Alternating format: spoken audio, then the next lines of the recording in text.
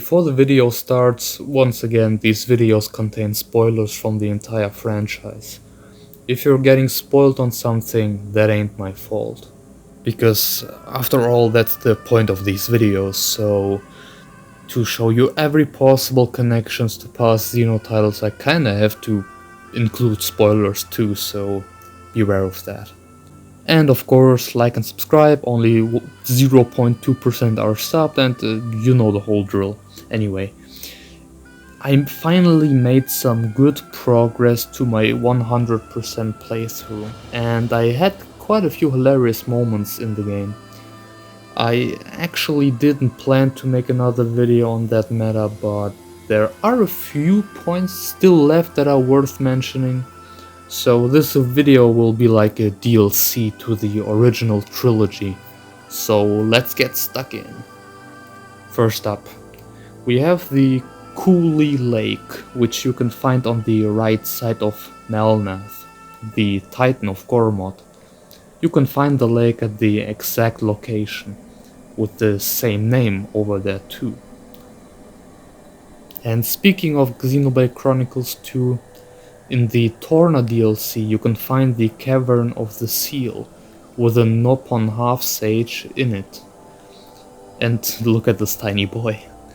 In Xenoblade 3 in the Dana Desert is practically the same as in Torna, the Melia Trick Cavern, which leads into the Sage's Garden and the Sage's Domicile.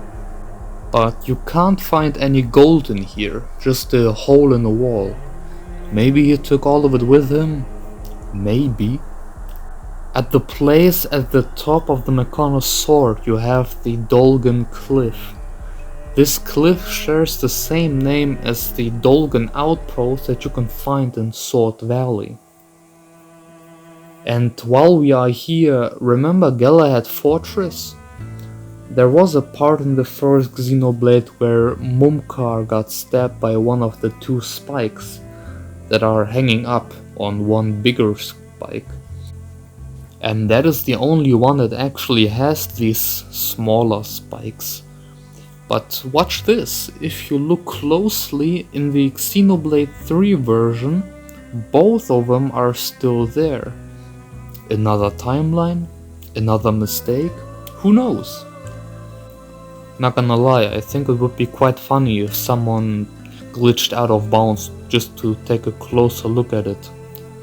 Then we have a place with a theory that doesn't sound too far-fetched in my opinion. See this place? It looks somewhat similar to a place that you see right at the start of the first game. The location is matching and the bonnet's running around too. Who knows how much time has passed? Terraformed landscapes wouldn't be anything surprising, but it would suggest that Xenoblade 3's Colony 9 is actually at the same place like the Colony 9 in Xenoblade 1. I saw some other theories on connections for some places and locations, but many of them seem rather wild speculation to me, and this one at least was somewhat understandable. Then we have this rock formation at Erythia Sea. I don't mean the one that's relevant for the side quests, but actually the one that I'm standing on. These types of islands were floating in Eryth Sea, and funny enough I think that's the side of Eryth Sea that hasn't changed all that much when it comes to the third game.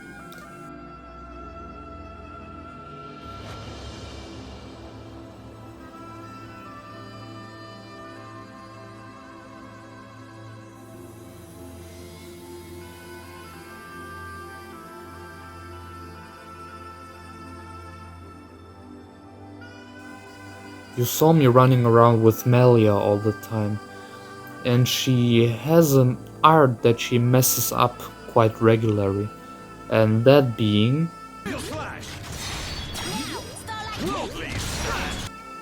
she tries it even as an idle animation, and even there she fails it.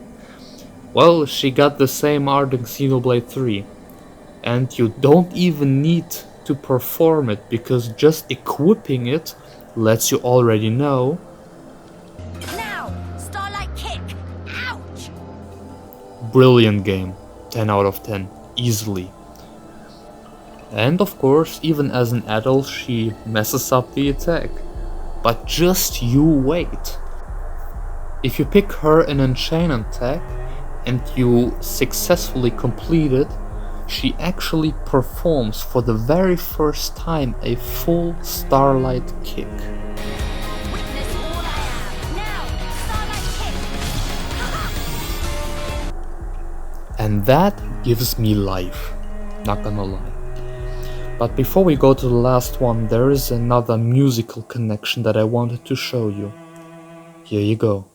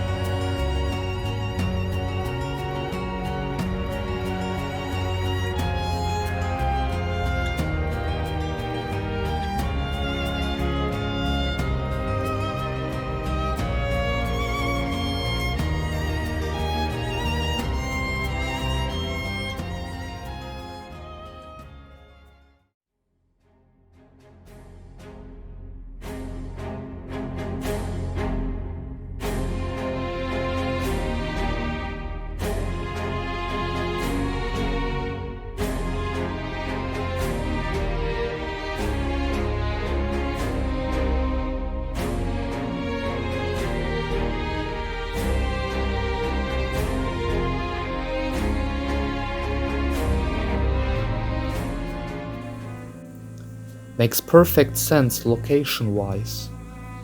Now, this one got spoiled for me in the comments, but I didn't expect that there's a secret boss on the top of the Mechonis sword. The looks and its names got spoiled to me in the YouTube thumbnail as well. The scenery was pretty epic, and I have to say, the complete silence up until reaching the bottom and the whole cutscene that kicks in just for that. The Superboss makes one hell of an entrance, and that design? Sick. It's a weird mix of a Titan like our good Titan friend Gramps and a Erythia, and it even has its own battle theme? Damn, dude. That fight was definitely fun. And anyways, I think that's it for the series for now. I'm sure I'll come back to it when the story DLC drops, so don't you miss out on that. And you know, better leave a sub just in case, you know what I'm saying? Either way, thank you very much for watching, and I hope you have a fantastic day, fantastic weekend, and see you in the next video. Have a good one.